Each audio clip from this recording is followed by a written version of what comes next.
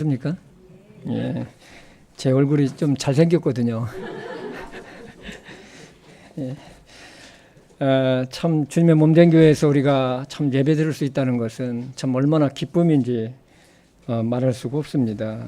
참 우리 사랑하는 성도님들 참 예배 드리는 그 심령 속에 우리 하나님께서 놀라운 복으로 참 갚아주시기를 참 원합니다.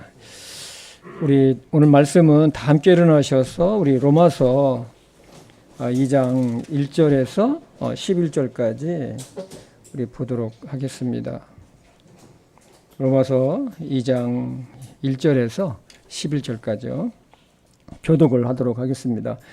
그러므로 판단하는 사람아 네가 누구이든 변명할 수 없나니 이는 판단하는 네가 같은 일들을 행함으로 다른 사람을 판단하는 것에서 네 자신을 정죄하기 때문이라.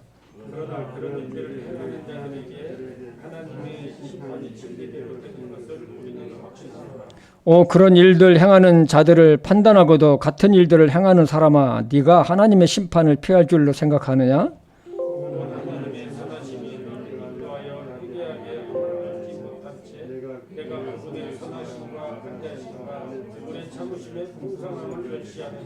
다만 네가 네 강팍함과 뉘우치지 아니하는 마음에 따라 진노의 날 곧 하나님의 의로운 심판이 나타나는 그날에 닥칠 진노를 네게 쌓아 올리는도다. 참고 꾸준히 잘 행함으로 영광과 존귀와 죽지 아니함을 구하는 자들에게는 영원한 생명으로 갚으시고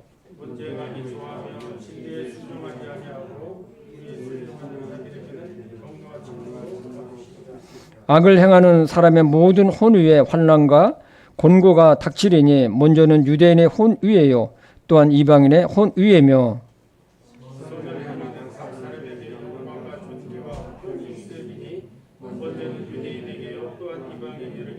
같이 읽을까요? 이는 하나님께서 사람들의 외모를 중시하지 아니하시기 때문이라. 아멘.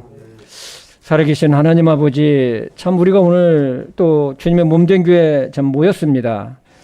참 우리를 구원해 주시고 또 우리를 영원한 천국으로 인도하시고 우리가 이 땅에 살면서 참 주님의 은혜와 위로 가운데 살아가게 하시는 하나님을 영화롭게 하고 또 예배드리기 위해서 모였습니다. 하나님 아버지, 오늘 예배를 축복해 주시고 우리가 전하는 자나 또 말씀을 받는 자가 한 마음이 되어서 하나님께서 들려주시는 말씀을 통해서 들려주시는 귀한 음성을 듣고 우리의 삶이 변화될 수 있도록 인도해 주시옵소서. 아버지 하나님, 참 어찌하든지 우리는 변화되기를 원합니다. 주님의 말씀으로 변화되기를 원합니다. 그래서 하나님이 기뻐하시는 믿음의 사람들로 우리가 변화될 수 있도록 인도하여 주시옵소서. 성령 하나님께 의탁하오며 예수님의 이름으로 기도했습니다. 아멘. 이 말씀을 준비하면서 지난 6월 달에 우리나라는 이 정권이 바뀌었죠. 바뀌면서 이게 여당이 야당되고 야당이 또 여당이 되면서 국가의 운영적인 체제가 많이 바뀌어가고 있습니다. 좀 개인적인 바람은 여당은 야당 시절에 가졌던 그런 생각으로 정치를 하며 이 나라를 잘 이끌어갔으면 하는 바람이 있고 또 야당은 여당 시절을 생각하며 여당이 나라를 잘 이끌어갈 수 있도록 협력했으면 좋겠다는 생각이 있습니다. 서로 정쟁이죠. 전쟁이 아니고 정치적인 전쟁을 일삼는 것 보면서 생긴 말이 있습니다. 정치인들이 하는 말이죠. 그때는 맞고 지금은 틀리다. 이것은 그 정책이 여당 시절 할 때는 맞았지만 야당이 된 지금은 틀렸다는 것이죠. 또 여당은 야당 시절에 틀렸다고 했던 것이 여당이 되고 나서는 그 정책을 펴는 것이 맞고 지금은 틀리다는 것입니다. 그래서 정치는 끝없는 정쟁입니다. 논쟁입니다. 서로를 비난하고 끝없는 말싸움을 합니다. 우리가 하는 것이 맞고 당신들이 하는 것은 틀리다는 이 판단하고 비방을 합니다. 같은 정책을 놓고서도 완전히 해석이 다릅니다. 왜 그러냐면 안경을 쓴 자체가 색깔이 다르기 때문에 그런 것입니다. 그래서 인간에게 죄성이 얼마나 뿌리가 깊고 이 악한지를 알게 됩니다. 악이 지배하는 이 세상에서 어떤 선한 것을 기대하는 것은 굉장히 어렵습니다. 왜냐하면 인간의 죄의 뿌리는 마귀 사탄에게서 나왔겠고 지금도 마귀 사탄으로부터 지속적으로 나오기 때문에 그런 것입니다. 이라는 것은 인간이 창조한 이래 지금까지 앞으로 인류가 멸망할 때까지 이어질 것입니다. 그래서 로마서 1장 18절 이하에서부터 보면 하나님의 진노가 왜 임하는지 그 이유가 아주 잘 기록되어 있습니다. 첫 번째로 보면 하나님의 알만한 것들을 보여주시는데도 불구하고 하나님의 권능과 신격을 무시하고 불의 안에서 계속해서 살아가고 있다는 것입니다. 온 세상은 불의 안에 있기 때문에 의롭게 살아가고자 하는 사람들의 마음에는 고통이 있습니다. 둘째는 우주 만물을 창조하시고 자신을 창조하신 하나님을 영화롭게 하지도 않습니다. 즉 감사하기는커녕 멸시를 하는 것이죠. 그리고 생각하는 것들이 모두 허망한 것들로 가득 찼습니다. 허망이 뭡니까? 이게 망상입니다.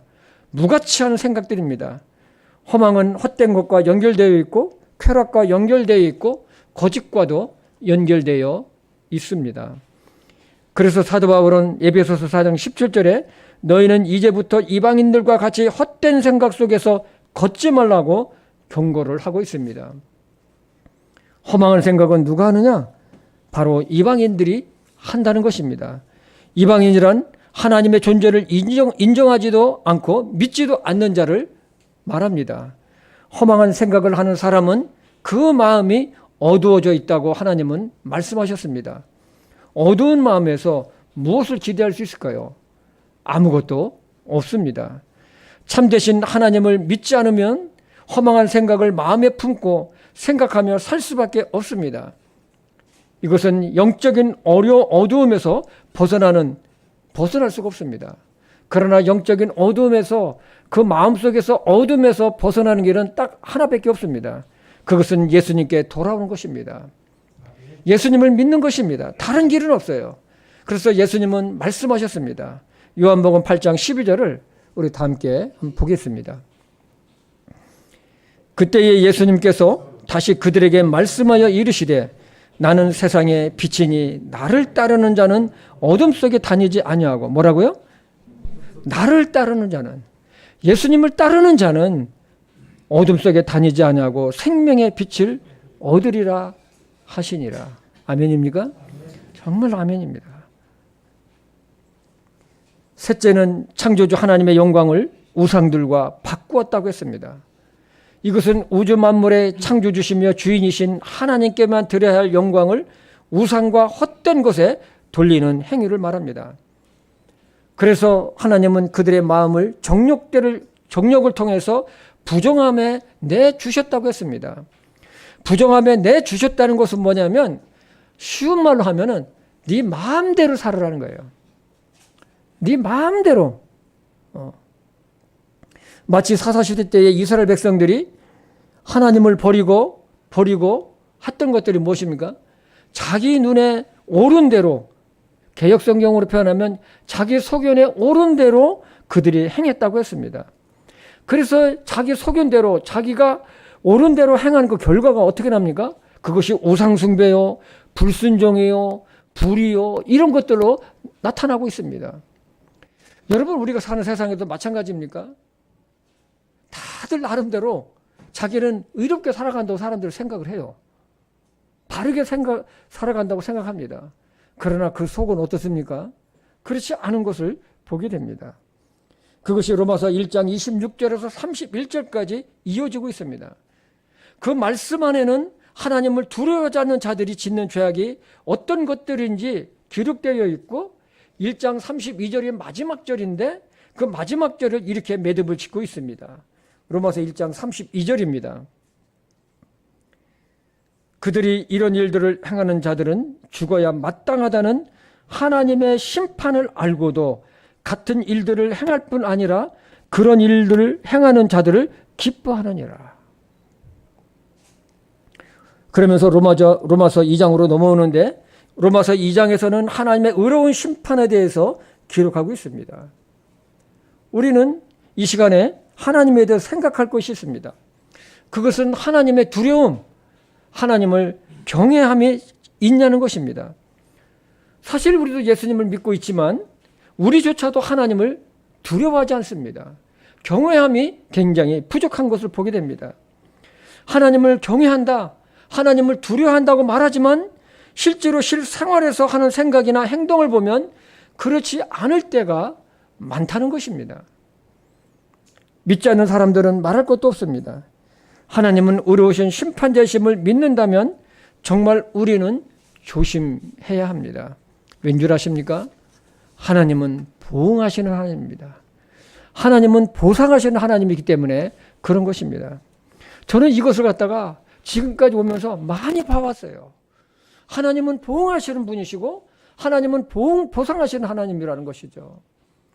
로마서 2장은 하나님의 의로운 심판에 대해서 기록하고 있습니다. 특히 오늘 말씀에서 자기도 같은 죄를 범하면서도 다른 사람을 판단하는 자에 대한 하나님의 의로운 심판입니다. 때문에 우리는 하나님의 의로운 심판자이심을 꼭 기억을 해야 할 것입니다. 첫째, 다른 사람을 판단하는 것은 자신을 정죄하는 것과 같습니다. 우리 2장 1절에서 3절을 같이 보겠습니다. 그러므로 판단하는 사람아, 네가 누구이든 변명할 수 없나니 이는 판단은 네가 같은 일들을 행함으로 다른 사람을 판단하는 것에서 네 자신을 정죄하기 때문이라. 뭐라고 합니까? 네 자신을 정죄한다는 거예요. 2절. 그러나 그런 일들을 행하는 자들에게 하나님의 심판이 진리대로 되는 것을 우리는 확신하노라.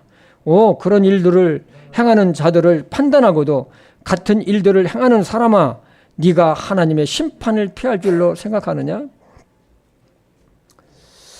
여러분, 이 사람들이 옳은 말들을 하잖아요. 그죠? 남들한테 막 질책하고 남들을 막 이렇게 지적하고 남들을 판단할 때 보면 그 말이 맞아요. 그 말이 그 사람이 틀린 말을 하는 것이 아니에요. 근데 문제는 뭡니까? 그 사람이 하는 행동을 나도 마음에 품고 있고 다른 데 가서는 그렇게 행동을 한다는 거예요. 다른 사람을 그렇게 질책을 하고 다른 사람을 지적하고 판단하면 자기는 그런 행동이나 말이나 생각을 하지 말아야 된다는 것입니다. 그런데 자기도 그렇게 한다는 거예요.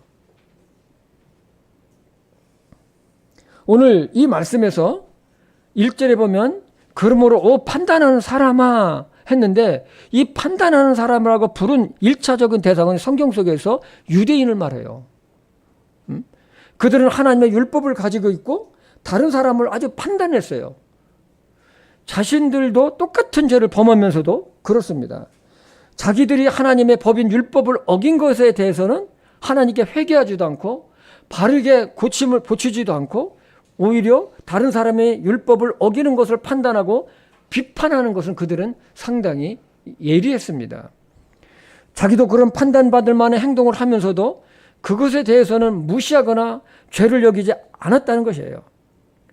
자기는 의롭다고 판단을 합니다. 하나님은 사도 바울을 통해서 그것을 지적하고 계십니다. 그래서 하나님은 그런 일들 행하는 자들을 판단하고도 같은 일들을 행하는 사람아, 네가 하나님의 심판을 피할 줄로 생각하느냐? 라고 경고를 하셨습니다. 2절에 보면 하나님의 심판은 진리대로 된다고 말씀하셨습니다. 진리대로 된다는 것은 있는 그대로, 사실 그대로 이루어진다는 것입니다. 하나님의 눈은 정확합니다. 하나님은 공의의 판단에 따라서 판단은 틀림이 없습니다. 그래서 하나님의 공의로 심판을 하시는 분이십니다. 사람의 눈은 속일 수 있지만 하나님의 눈은 속일 수 없습니다. 사람의 머리털까지도 세심받으시는 하나님이시기 때문에 그렇습니다.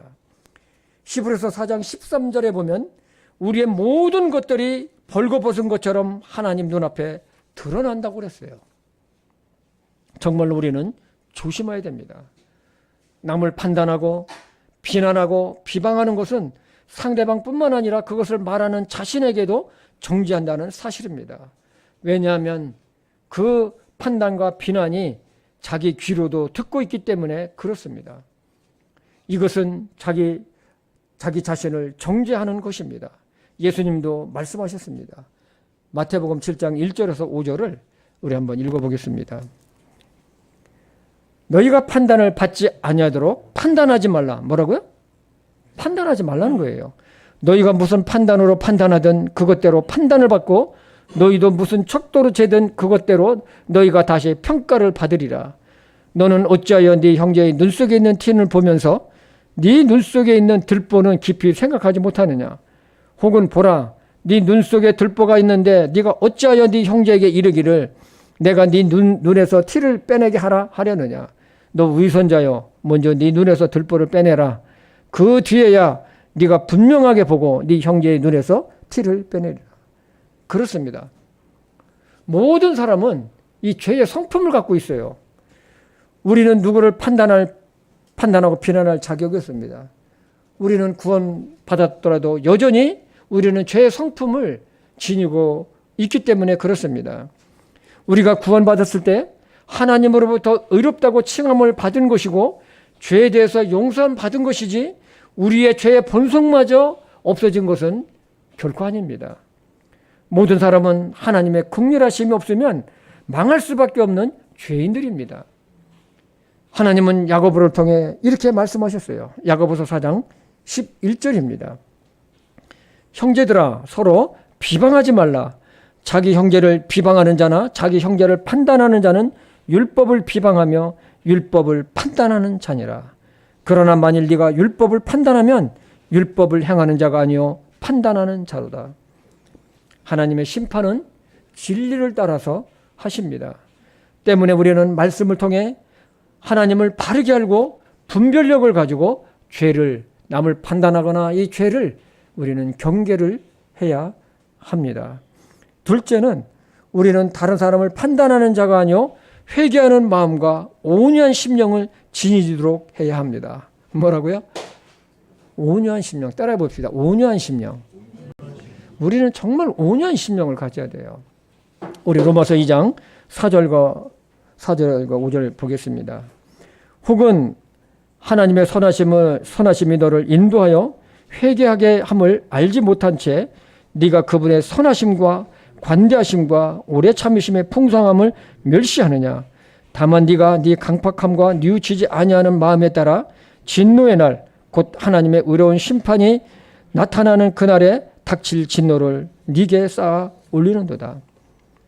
사람은 자신의 허물과 죄를 알아요.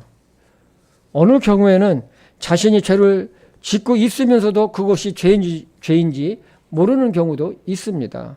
그래서 우리는 날마다 하나님의 긍휼하심을 구할 수밖에 없습니다. 다른 사람을 판단하고 비판하기에 앞서서 내 자신을 먼저 살펴야 한다는 것입니다. 다윗은 시편 19편 8절에서 12절 이렇게 쭉 보면은 자기 허물을 깨닫는 자가 누구냐? 나를 숨은 허물에서 벗어나게 하시고 고의로 짓는 죄에서 벗어나게 해달라고 다윗은 하나님께 기도했습니다. 다른 사람을 판단하고 비난하는 것은 자신을 살피지 않기 때문에 그렇습니다. 자신을 살피면 자신에게도 저 사람과 같은 모습을 발견하게 될 것입니다. 사람은 사람을 판단하시고 하시는 분은 유일하신 분은 하나님 한 분이십니다. 하나님만이 우리의 판단자시고 심판자이시기 때문에 그렇습니다. 사람들은 자신의 의로운 생각으로 다른 사람을 판단하는데 그러나 그 의롭다고 하는 생각 속에는 이미 불의가 있다는 것입니다. 우리는 자기 자신이나 가족에게 보면은 여러분 얼마나 관대합니까? 정말로 우리는 내 자신이나 다른 사람에 대해서는 굉장히 관대해요. 그러나 다른 가족에게는요. 그러나 다른 사람에게 대해서는 관대하지 않습니다. 그래서 하나님은 우리가 죄를 회개하지 않으면 하나님의 관대하심과 오래 참으심의 풍성함을 멸시하는 거라고 말씀하셨습니다. 여러분 사람이 죄를 다루는 것과 하나님이 죄를 다루시는 것은 근본적으로 달라요. 사람은 아주 즉각적이에요. 자비나 이런 것이 아주 상당히 없어요. 부족해요. 인내가 부족하기 때문입니다. 그러나 하나님은 길이 참으세요. 오래 참으심이 있습니다. 인자하심으로 기다리십니다. 기다리세요. 왜 그렇게까지 하실까요? 이것은 회개하고 돌아오기를 바라시는 하나님의 사랑하는 마음 때문에 그런 것입니다. 우리 로마서 3장 24절에서 25절을 보겠습니다. 그리스도 예수님 안에 있는 구속을 통해 하나님의 은혜로 값없이 의롭게 되었느니라. 그분을 하나님께서 그분의 피를 믿는 믿음을 통한 화해 헌물로 제시하셨으니 이것은 하나님께서 참으심을 통해 과거의 죄들을 사면하심으로써 자신의 의를 밝히 드러내려 하심이라. 이것은 하나님의 오래 참으심으로 우리의 과거의 죄들을 용서하심으로써 하나님의 의를 드러내셨다는 거예요. 누가복음 16장에 보면 탕자의 비유가 나오죠. 아버지의 그 살아있는 유산을 갖다가 미리 받아가지고 다른 타국에 가가지고 흐랑방탕하면서 다 낭비하죠. 그런데 그 아버지가 참 놀랍게도 뭐냐면 아버지의 유산을 미리 땡겨가지고 받아가지고 나간 그 자식, 어떻게 보면 참 못된 자식이잖아요. 이 유산이라는 것은 부모가 돌아갈 때 그 돌아가시면 받는 것이 유산인데 그것을 미리 땡겨서 받은 거예요. 내 유산 미리 땡겨서 달라고. 나에게 줄 돈. 여러분, 그 부모가 얼마나 기분 나쁘겠어요? 기분 나쁘겠습니까? 안 나쁘겠습니까? 예? 기분 되게, 여러분 안 나쁠 것 같아요? 기분 되게 나쁜 거예요. 내 아들이, 내 딸이, 아빠 돌아가시면 나에게 돌아올 그 유산 있잖아요. 그거 내 몫을 미리 땡겨서 좀 주시면 안 돼요? 좀 주세요. 근데 이 아버지가 인자하셔서 그런지 그 땡겨서 미리 줬어요. 그 문제는 뭐냐면 그 돈을 갖다 나가서 잘 쓰면 모르는데 다 흐랑방탕하게 썼어요. 그런데 이 아버지는 그 나간 자식을 기다리는 거예요. 매일마다, 날마다 그 돌아오는 길목을 바라보면서 기다리는 거예요. 나중에 이 자식이 돌아오잖아요. 거지가 돼가지고. 응? 다 버리고. 근데 그 자식을 저 멀리서 어떤 거지 한 사람이 오는 것 같은데 보니까, 몰골이 보니까 나간 아들이에요. 쫓아나가서 그 아들을 껴안고, 품고, 기뻐하고, 돌아와서 씻기고, 그리고 잔치를 베푸는 하나님이 마음 아닙니까? 죄인이 아버지께, 하나님께 돌아오는, 죄인이 회개하고 하나님께 돌아올 때 하나님께서 얼마나 기뻐하시는지 그 마음이 탕자의 비유에서 하나님의 마음이 아주 잘 드러나 있습니다. 우리는 이런 하나님의 사랑을 알고 회개하고 예수님을 개인의 구주로 영접해서 구원을 받았습니다. 인내하시고 길이 참으시는 하나님의 은혜요 사랑 때문입니다. 이러한 하나님의 은혜를 받은 우리가 죄를 범하면서도 오히려 다른 사람의 그런 죄를 범하는 것을 판단하고 비판한다는 것은 하나님의 선하심과 인도하심과 오래 참으심을 멸시하는 거라서요. 멸시한다. 응? 때문에 우리는 조심해야 됩니다. 셋째는 뭐냐면 마음을 강팍하게 하지 말아야 합니다. 뭐라고요? 마음을 강팍하게 하지 말아야 된다. 우리 로마서 2장 5절에서 6절을 보겠습니다. 다만 네가 네 강팍함과 뉘우치지 아니하는 마음을 따라 진노의 날 곧 하나님의 의로운 심판이 나타나는 그날에 닥칠 진노를 네게 쌓아 올리는도다. 그분께서 각 사람에게 그의 행한 대로 갚으시되 참고 꾸준히 잘 행함으로 영광과 존귀와 죽지 아니함을 구하는 자들에게는 영원한 생명으로 갚으시고 논쟁하기 좋아하며 진리에 순종하지 아니하고 불의에 순종하는 자들에게는 경노와 진노로 갚으시리라. 이 사람이 판단하고 비난하는 사람의 그 특징이 있는 건 뭔지 아세요? 그 마음이 강팍해요. 강팍함이 있어요. 부드러움이 없어요. 항상 옳은 말을 하니까, 그리고 지적해야 되니까, 또 판단해야 되니까, 바로 주려고 하다 보니까, 혼내면서 하다 보니까 그 마음이 어떻게 했어요? 강팍한 거예요. 굳어져 있는 거예요. 온유함이 없어요. 다른 사람을 용납하거나 이해하진 않습니다. 철저하게 자기 중심적이죠. 그리고 이런 사람의 또 하나 특징은 뭐냐면 내 생각이 옳다는 생각이에요. 내 생각이 옳다. 다르다는 것이 아니고 옳다는 거예요. 내가 맞고 너는 틀리다는 것이죠. 그래서 다른 사람의 허물과 죄를 판단합니다. 이런 자에 대해 하나님은 사도 바울을 통해 진노의 날에 하나님의 심판을 네가 쌓는도다. 얼마나 두려운 경고입니까? 그러나 우리는 하나님의 진노가 임하는 날 하나님의 보상을 쌓는 우리 성도들이 되었으면 좋겠습니다. 잠언 28장 13절입니다. 자기 죄들을 숨기는 자는 형통하지 못하려니와 누구든지 그것들을 자백하고 버리는 자는 긍휼을 얻으리라. 여러분 정말로 우리는 매일 아침마다 여러분 기도하지 않습니까? 우리는 아침마다 하나님의 인도하심과 긍휼하심을 구하는 기도를 날마다 해야 돼요. 아침마다 해야 돼요. 저는 아침마다 해요. 하나님, 오늘도 저에게 하나님의 선하심과 인도하심과 긍휼하심이 저에게 있기를 간구합니다. 왜냐하면 제가 목사지만 제 안에도 제 본성이 있기 때문에 언제든지 육체의 이런 것들이 올라올 수가 있다는 것입니다. 그렇기 때문에 하나님의 긍휼하심, 하나님의 선하심, 하나님의 은혜와 인도하심이 오늘 하루 중에도 저에게 있기를 저는 아침마다 저는 기도해요. 아침마다. 왜? 그것이 없으면 저는 마른 막대와 같은 사람이 되기 때문에 그렇습니다.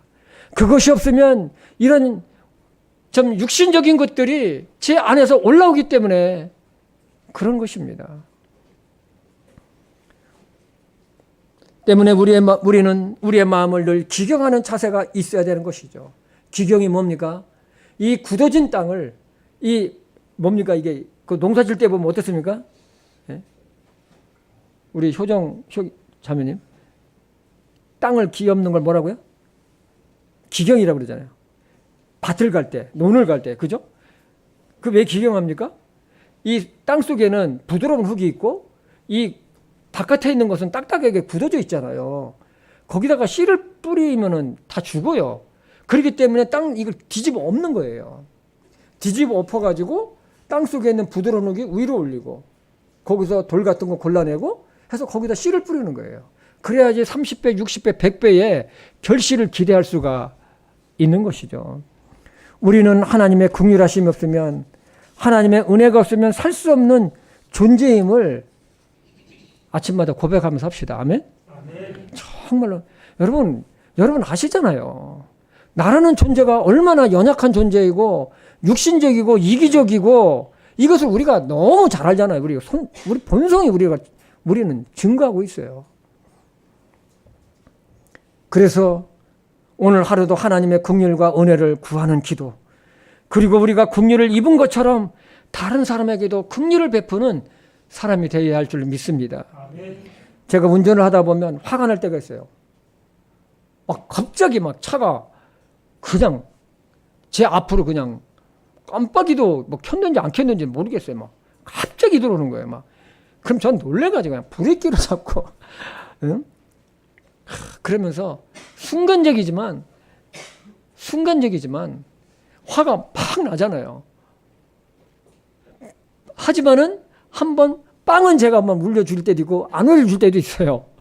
그러면서 제 마음을 잡아주는 것이 뭐냐면 나도 그럴 수가 있을 때가 있지 않은가. 나도 그럴 때가 있다는 거예요. 응? 또 여러분 운전하다 보면 얌체 같은 운전자 있습니까? 없습니까? 있어요. 있습니다. 얌체. 우리 효정자매님 있어요? 없어요? 있잖아요. 그럴 때마다 제가 또 생각하는 게 있어요. 나도 얌체 운전할 때가 있지 않은가. 내가 무슨 성인 군자인가. 나도 있다는 거예요. 그러면은 화가 났던 것이 다 사라져요. 그냥 없어져요. 어떤 때는 돌발 상태가 있었을 때 제 아내가 여보 빵빵 좀 해요. 여보 나도 그럴 때가 있잖아. 얼마나 놀랐으면 그렇겠습니까? 악한 세상에서 악을 있는 대로 상대하다가는 우리 자신을 정지하게 되고 내 마음이 강해져요. 강팍하게 돼요. 때문에 우리는 항상 내 마음이 굳어지지 않도록, 그리고 강해지지 않고 하나님으로부터 오는 긍휼을 구하며 다른 사람을 판단하는 것이 아니라 긍휼을 베푸는 예수님을 잘 믿는 여러분이 되시기를 바랍니다. 넷째, 하나님은 행한 대로 갚으시는 분임을 기억해야 합니다. 우리 2장 6절에서 8절입니다. 그분께서 각 사람에게 그의 행운대로 갚으시되 참고 꾸준히 잘 행함으로 영광과 존귀와 죽지 아니함을 구하는 자들에게는 영원한 생명으로 갚으시고, 논쟁하기를 좋아하며 진리에 순종하지 아니하고 불의에 순종하는 자들에게는 경로와 진노로 갚으시리라. 여러분, 우리 신앙생활은요, 한마디로 딱 신앙생활이 뭐냐?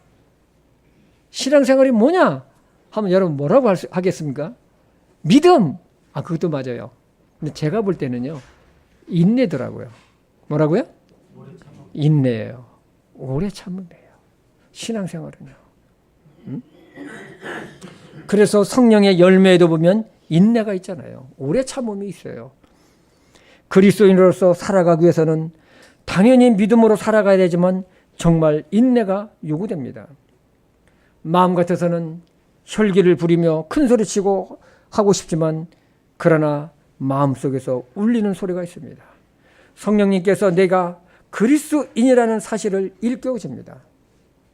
사도 바울은 행한 대로 갚으시는 하나님께서 참고 꾸준히 잘 행하는 자는 영광과 존귀와 영원한 생명으로 갚으신다고 하셨습니다. 그렇습니다. 우리는 이 세상에 속한 사람이 아니에요. 우리는 영원한 하나님 나라에 속한 구별된 사람인 것을 여러분 잊지 마시기를 바랍니다.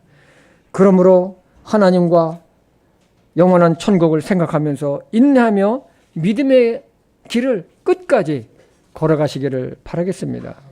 반면에 논쟁하기를 좋아하고 진리에 순종하지 아니하고 불의에 순종하는 자들은 하나님의 진노를 피하지 못할 것이라고 분명하게 말씀을 하고 있습니다. 특히 논쟁하기를 좋아하는 자들은 자기 논리를 앞세워서 진리를 대적합니다. 자기 주장을 합리화시킵니다. 한 예를 들겠습니다. 여러분, 동성애자가 단어가 어느 순간부터 성소수자로 말을 바꿔버렸습니다. 성소수자라고 생각하면 이 생각나는 거 있어요. 소수자라 그러면 생각나는 단어가 있어요. 뭐가 있습니까? 약한 자, 핍박받는 자, 소외된 자, 자기 권리를 찾지 못하는 자 등입니다. 그래서 이 소수자라는 단어는 사람들의 마음에 동정심을 유발시킵니다. 그래서 사람들은 소수자에 대한 불쌍하다는 연민의 갖게 합니다. 돕고 싶다라는 생각입니다. 동성애는 죄가 아니고 개헌적인 성적 취향이라면서 그것을 옹호하는 것은 하나님의 진리의 말씀을 대적하는 거예요. 여러분이 구약 성경에 보면은요, 한결같이 이 이스라엘이고 이방 나라가 범하는 죄 중에 아주 한결같이 빼놓지 않는 게 있는데 그것이 동성애예요. 소돔과 고모라 성이 왜 멸망했습니까? 하나님을 믿지 않는 것이 있으면 그 소돔과 고모라 성에 이 동성애자가 아주 범람을 했어요. 남색하는 자들이 범람했다는 거예요. 그래서 하나님께서는 율법에서도 이 동성애자들은 돌로 쳐 죽이라고 했어요.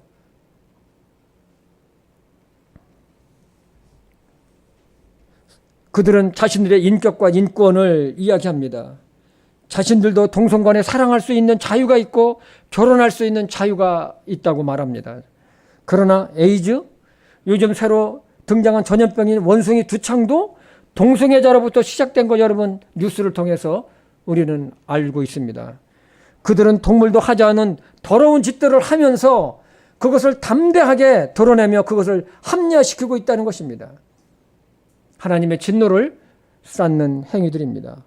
특히 논쟁을 좋아하는 자들은 하나님의 말씀보다도 자기의 생각이나 논리, 세상적인 가치관을 가지고 논쟁거리 만들기를 참으로 좋아합니다. 그러나 하나님은 말씀하십니다. 참고 꾸준히 하나님의 말씀에 순종하는 자에게는 영광과 존귀와 영원한 생명으로 갚아주시지만, 논쟁하기를 좋아하고 진리에 불순종하고 불의에 순종하는 자에게는 하나님께서 경로와 진노로 갚으시겠다는 것이 하나님의 말씀입니다. 로마서 2장 9절과 10절을 보겠습니다. 악을 행하는 사람의 모든 혼의에 환난과 곤고가 닥치리니 먼저는 유대인의 혼의예요, 또한 이방인의 혼의이며 선을 행하는 각 사람에게 영광과 존귀와 화평이 있으리니 먼저는 유대인에게로요, 또한 이방인에게로다.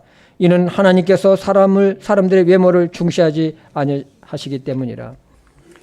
예수님 당시나 초대교회 당시 종교인들은 겉으로 볼 때 거룩하게 보였습니다.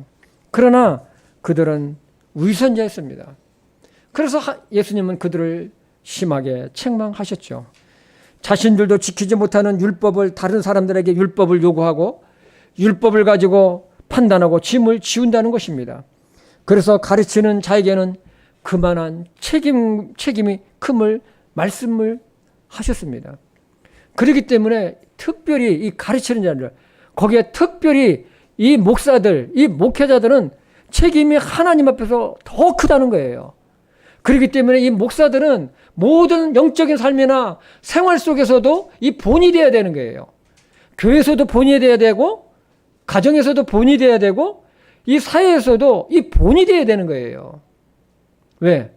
하나님께서 더 큰 책임을 하나님께서 물으시겠다고 말씀을 하셨기 때문에 그런 것입니다. 다섯 번째, 판단할 때는 대단히 조심해야 하고 그 기준이 있어야 합니다. 판단하지 말라고 그러는데 이 판단은 또 무엇인가요? 잘 들어보시기 바랍니다. 기준이란 하나님의 말씀과 사랑입니다. 내 생각이나 내 의로움이 아닙니다. 그러면 죄를 범하거나 잘못하는 사람을 보고만 있으라는 이야기냐? 라고 반문할 수도 있죠. 그렇지 않습니다. 이것은 그 사람을 비난하기 위해서 하는 판단이 아니에요. 그 사람의 잘못을 들춰내가지고 혼내기 위해서 하는 것이 절대로 아닙니다. 이것은 그 사람이 그 죄로부터 돌이켜서 바르게 세우고자 하는 권면이고 권유입니다. 그 사람이 판단을 받을 만한 죄나 잘못에다 돌이켜서 새롭게 변화돼서 하나님과 화평을 이루고 화목을 이루게 하고 또 주변에 있는 성도들과도 화목을 이루게 해서 하는 권면입니다. 사실 우리는 다른 사람을 판단할 수 있는 자격이 전혀 없어요. 모든 사람은 판단하시는 분은 오직 하나님 한 분이시기 때문에 그렇습니다.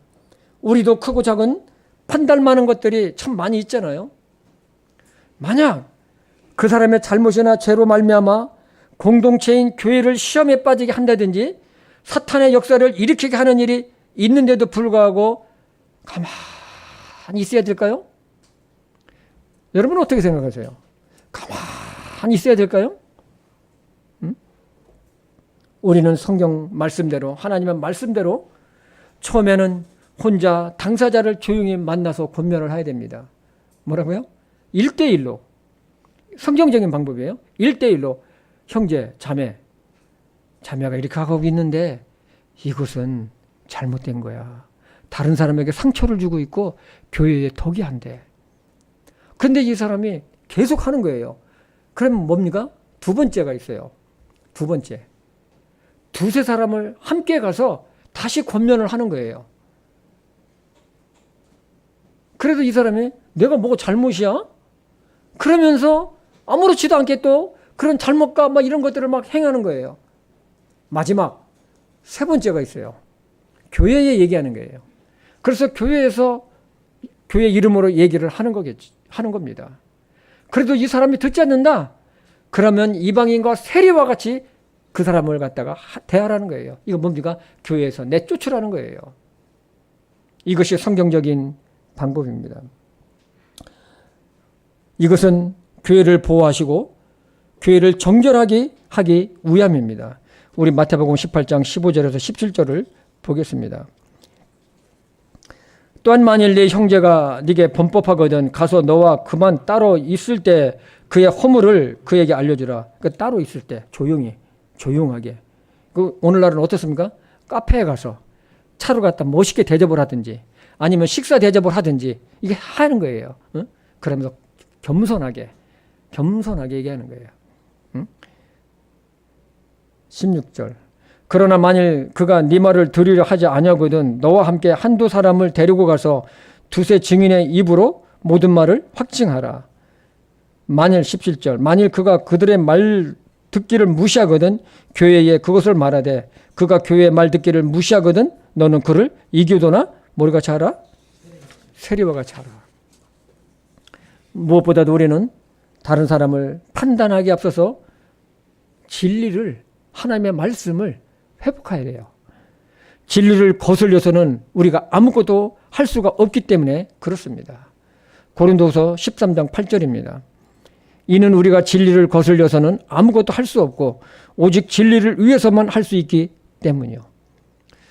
제가 이 말씀을 하면서 참 전에 사역하면서 한 생각이 있어요.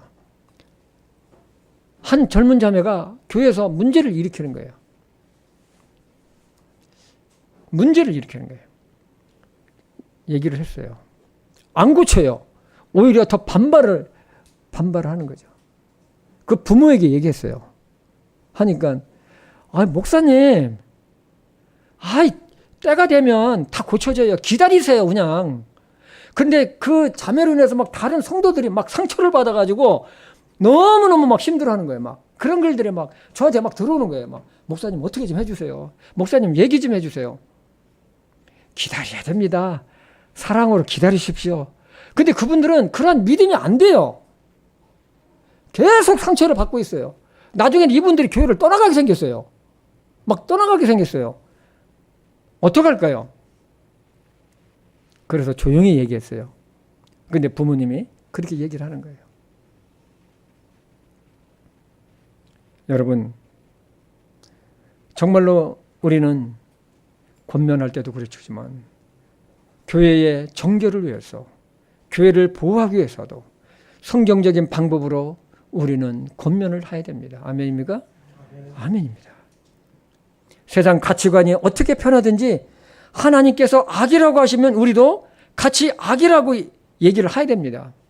하나님께서 선하다고 하신 것은 그 선한 것들을 행함으로 나타내어서 세상의 빛과 소금 된 역할을 우리는 해야 합니다. 예수님은 너희는 세상의 빛이라고 하셨어요. 때문에 우리는 세상을 판단하고 정죄하며 사는 자로 사는 것이 아닙니다.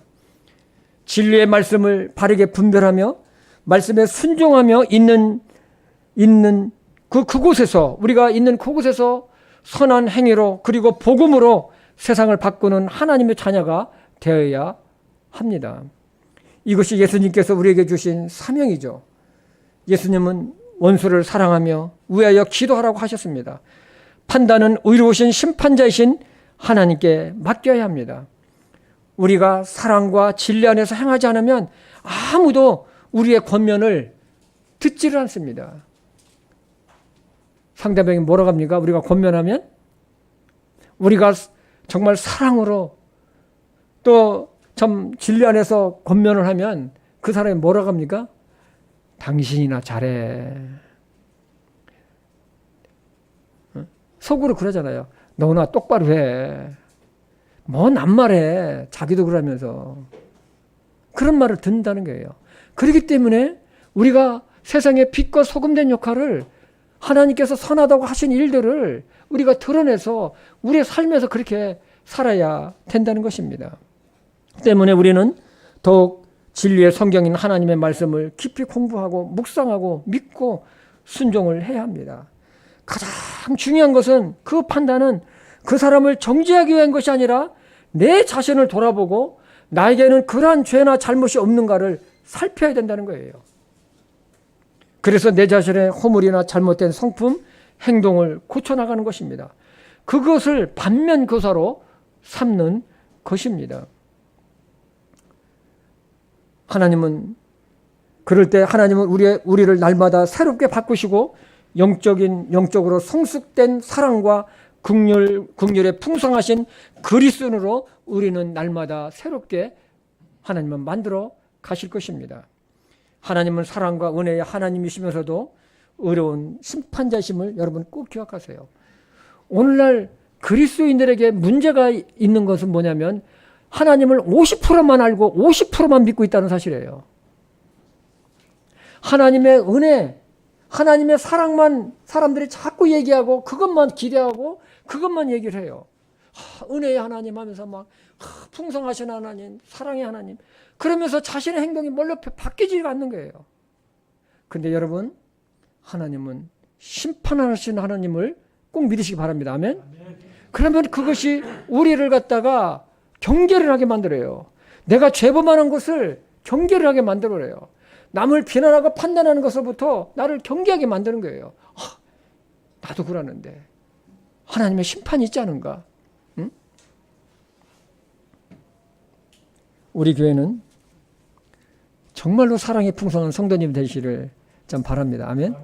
참, 그리고 진리 안에서 하나님의 말씀에 순종하면서 그것이 내 삶의 기준이 되고 그 말씀이 나의 삶의 가치관이 되고 세상에서도 칭찬받는 믿음의 사람들이 되기를 이번 한 주간에도 있기를 주님의 이름으로 축복합니다. 아멘.